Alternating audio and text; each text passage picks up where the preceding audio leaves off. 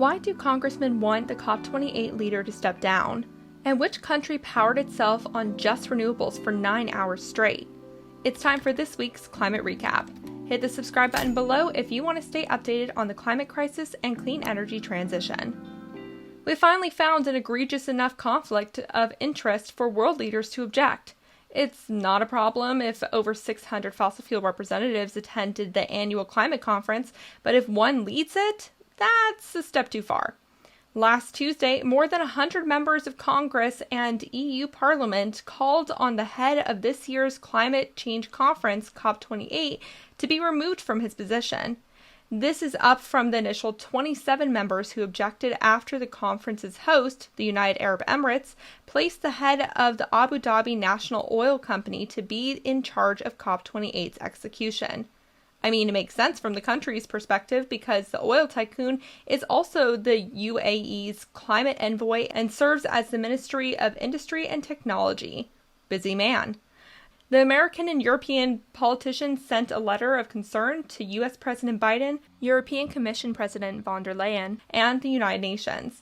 This followed an outcry by climate scientists and activists about Sultan Al Jaber taking the reins at COP27. A spokesperson for the UAE reiterated Jaber's promise to not deviate from the Paris Climate Accord goal of keeping warming well below 2 degrees Celsius above pre-industrial levels to avoid catastrophic climate change. The EU's climate policy chief actually supported Jaber leading the conference, telling the European Parliament, quote, "If we want the energy transition to succeed, we have to get the energy companies on board. Vilifying them and ignoring them is not going to get the dynamics going in terms of the energy transition, and Dr. Sultan Al Jaber has also a long track record of investing in renewables within his country." Do you think it's reasonable for fossil fuel companies to have such a loud voice at a climate conference? Where's the line? Let me know your thoughts down below. My 2 cents is that fossil fuel companies have a long track record of claiming to care about transitioning to clean energy and then slashing efforts or greenwashing themselves. Moreover, they tend to overestimate techno fixes that can keep fossil fuels going for longer, like hydrogen and carbon capture technology, despite both of these technologies being way less proven than clean energy. In the U.S., the Colorado River states and tribes finally struck a deal to limit their water use for the next 3 years.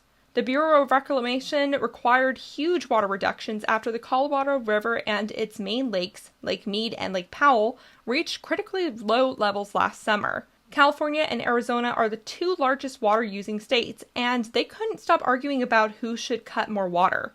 California said Arizona should have more cuts because it was allocated water last when the states were formed. Arizona argued its cuts should be split evenly. It seems like Arizona got its way. The lower river states, California, Arizona, and Nevada, will reduce their water use by about 14% collectively in exchange for $1.2 billion from the Inflation Reduction Act. That money will pay off farmers to stop farming on parts of their lots. Farming operations account for about 80% of the water use in the Southwest. This move is controversial in the farming community because farmers worry that if they show that they can reduce water usage, the federal government might permanently reduce how much water they can have access to in the future. The water cuts could have been worse, though. Heavy rainstorms and resulting snowpack earlier this year relieved the droughted river and its lakes for a bit. Federal officials have estimated that runoff into the river's reservoirs this year could be 149% of average. The drought is bound to come back, and the money will run out, so this solution is a temporary one. How do you think the Colorado River states can more effectively reduce water usage for the long haul? Let me know your thoughts below, especially if you're in the agriculture community.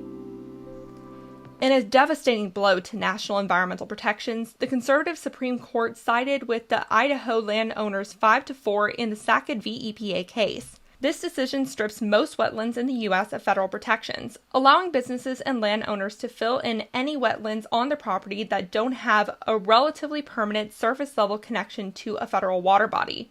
Essentially, the concept of groundwater doesn't exist. It also forced the Biden administration's Environmental Protection Agency to go back to the drawing board for its definition of waters of the U.S., or WOTUS. Wetlands can actually hold more greenhouse gases than forests, so they're a very important ecosystem to maintain a stable climate and keep the planet biodiverse.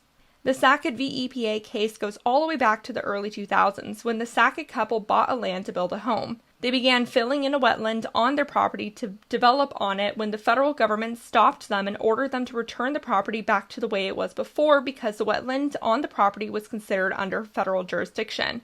They instead sued, saying what was considered a federal water body and what wasn't was very confusing. In their case, the wetland was only 300 feet from a lake. The justices that sided with the Sacketts argued the wetland wasn't under federal jurisdiction because a road blocked the wetland from the lake.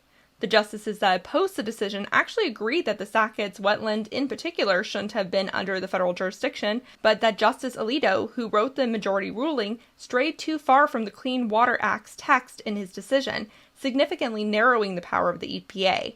The Clean Water Act should cover adjacent wetlands, not just the ones that are physically touching other water bodies, the opposing judges argued.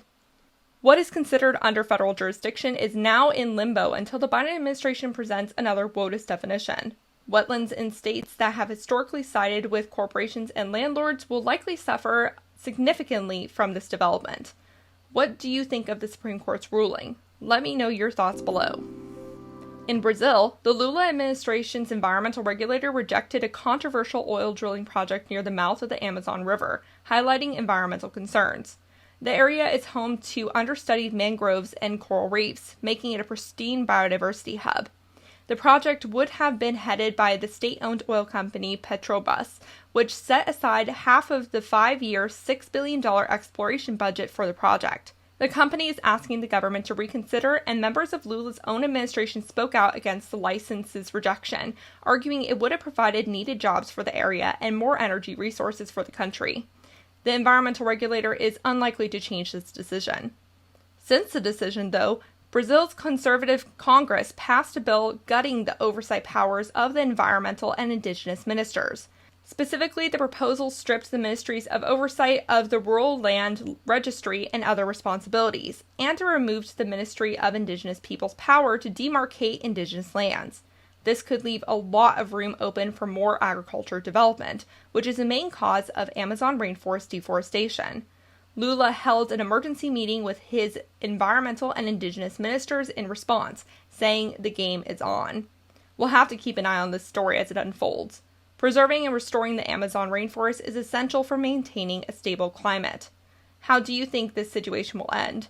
Let me know, especially if you live in Brazil. Finally, Spain and the UK both recently reached historic clean energy landmarks. First, wind energy surpassed gas to become the main source of UK electricity for the first 3 months of 2023, according to the Imperial College London. The majority of that wind energy came from offshore turbines.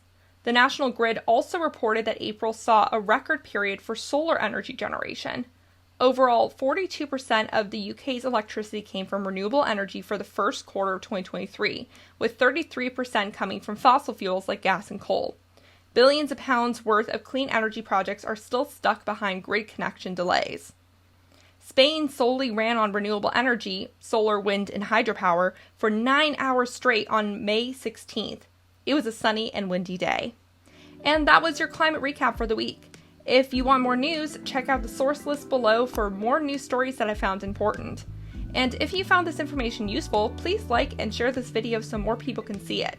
Remember to talk about the climate crisis every single day and to support your local news organizations. Thank you so much to the people on Patreon who helped support me and my fur baby Rue. A special shout out to the climate confident and courageous David H., Norman Anal, Greg H., Paul B., Phil Plasma, Dan Morton, Nate, Specker, Bree C., climate teacher John J., Deanne, Steve, Kevin Morton, and SKP Joe Korsgold. I greatly appreciate your support of $5 or more. If you would like to support the Beccasphere, please check out the Patreon and Buy Me a Coffee links in the description below for reoccurring or one-time payments. Bye for now.